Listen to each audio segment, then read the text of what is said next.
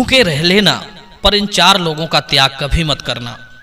जय श्री कृष्ण मित्रों, स्वागत है आप सभी का गोपेश ज्ञान यूट्यूब चैनल में। दर्शक बंधुओं, आज मैं आपके लिए बहुत ही महत्वपूर्ण जानकारी लेकर आया हूं। आपसे निवेदन है कि वीडियो को बिना स्किप किए पूरा जरूर सुनना। आज का विषय आपके लिए बहुत ही शिक्षाप्रद होने वाला है। आपसे निवेदन है कि बने रहिए इस वीडियो में, वीडियो की समाप्ति तक। एक बार किसी जंगल में कुछ भेड़ें घास चरने आया करती थी। कुछ कुत्तों से उन भेड़ों की गहरी मित्रता हो गई। जब भेड़ें घास चरने जंगल में जाती थीं, तो उनकी रखवाली के लिए वे कुत्ते भी उनके साथ आते जाते थे। कुत्तों के संरक्षण में वे भेड़ें निर्भय होकर के जंगल में घास चरती थीं। जंगल में रहने वाले भेड़िए उन कुत्तों के डर से उन भेड़ों पर आक्रमण नहीं कर पाते थे। एक बार सब भेड़ियों ने मिलकर आपस में मंत्रणा की कि अरे भाइयों, हमारा भोजन हमारे आंखों के सामने पूरे दिन रहता है, फिर भी हम इन कुत्तों की वजह से अपने भोजन को ग्रहण नहीं कर पाते हैं। हमें कोई ऐसा उपाय करना चाहिए जिससे भेड़ों और कुत्तों में अनबन हो जाए और भेड़ें कुत्तों से नफरत करने लगें। जब तक हम इन कुत्तों को इन भेड़ों से दूर नहीं हटाएंगे, तब तक हमारा काम नहीं बनेगा। कहते भी हैं, समय पर बलवान को प्रणाम करने वाले और समय देखकर उस पर वार करने वाले ही बुद्धिमान माने जाते हैं। जो शत्रु सत्यवादी है, धार्मिक है, भाई बंधु वाला है, बलवान है और बहुतों पर विजय प्राप्त करने वाला है, तो उससे मिलकर ही काम करना उचित है। लड़ाई लड़ने से अच्छा जो उसके साथ मेल करता है, उसके शत्रु उसके बस में अतिशीघ्र हो जाते हैं। एक भेड़िया बोला, भाई, निर्दयी, लालची, आलसी, झूठा, दम्भी, डरपोक, अस्थिर, मूर्ख और युद्ध के प्रतिकूल चलने वालों को बड़े आराम से उखाड़ फेंका जा सकता है। कहते हैं, नए नौकरों के विनय से, अतिथियों के मीठे वचन से, स्त्रियों के झूठे रोने से और धूर्तों के कपट भरे वाक्यों से कौन नहीं ठगा गया।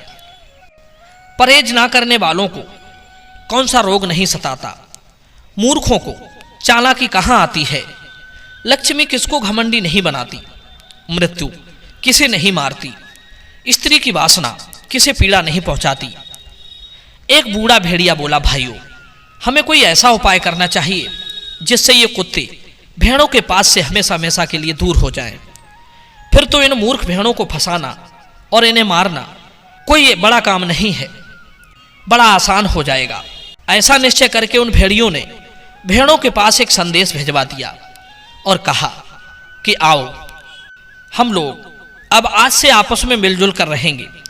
क्यों व्यर्थ में जिंदगी भर एक दूसरे से दूर दूर रहें। कहते हैं, संसार में प्रेम के साथ रहने वाले, मिलजुल कर रहने वाले घोर विपत्ति आने पर भी कमजोर नहीं पड़ते। जैसे समूह के साथ खड़े रहने वाले वृक्ष तूफान में भी नष्ट नहीं होते, वे संगठित होने की वजह से बड़े से बड़े तूफान के वेग को भी सह जाते हैं। और अकेला एकांत में खड़ा रहने वाला वृक्ष जरा सी वायु के वेग से गिर जाता है।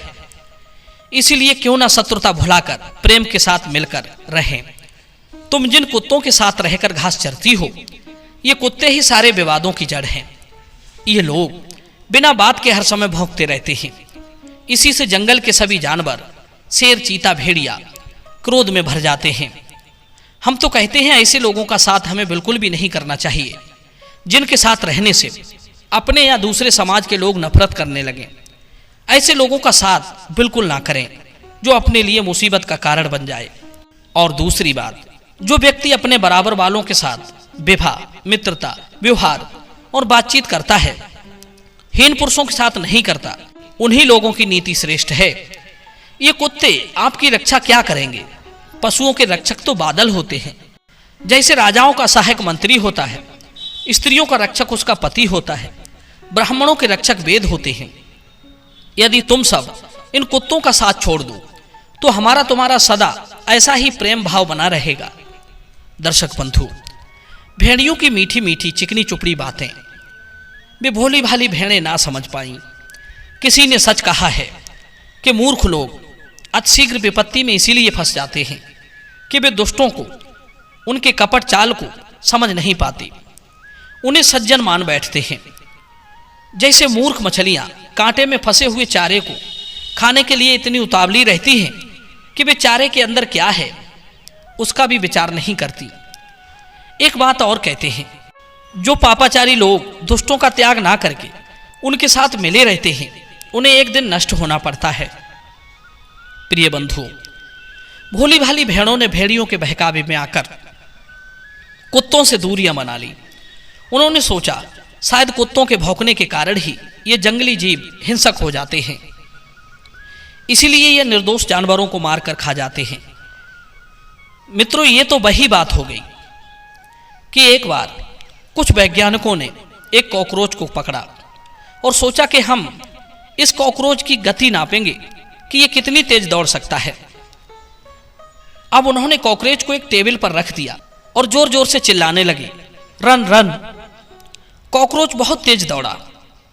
उसकी दौड़ने की गति को वैज्ञानिकों ने एक कागज पर लिख लिया।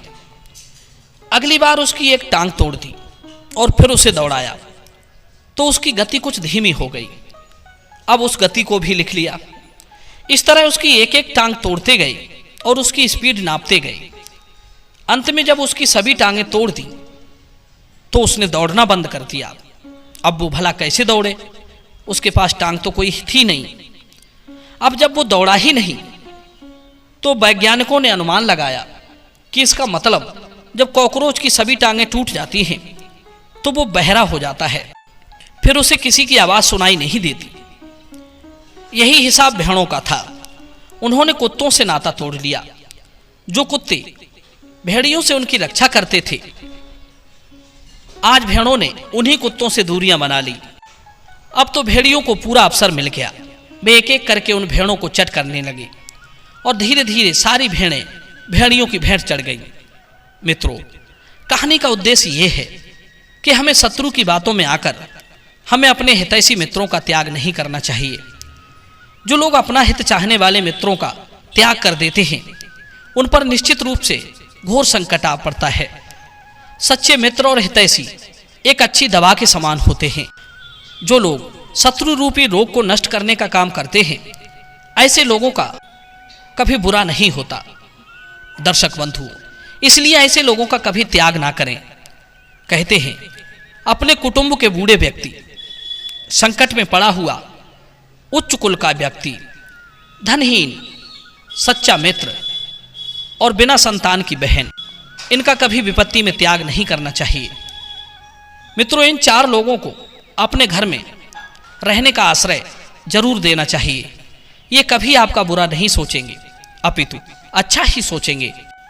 यदि कुटुंब का बूढ़ा व्यक्ति आपकी चौखट पर बैठा रहेगा तो उसके होने से आपको कोई हानि नहीं अपितु फायदा ही है। इसलिए इन 4 लोगों को जो अपने हितैषी होते हैं उनका कभी त्याग ना करें। दर्शक बंधु, ये कहानी आपको कैसी लगी, राय अपनी कमेंट में जरूर देना। मिलते हैं अगली वीडियो में नई चर्चा के साथ। आप सभी का बहुत बहुत धन्यवाद।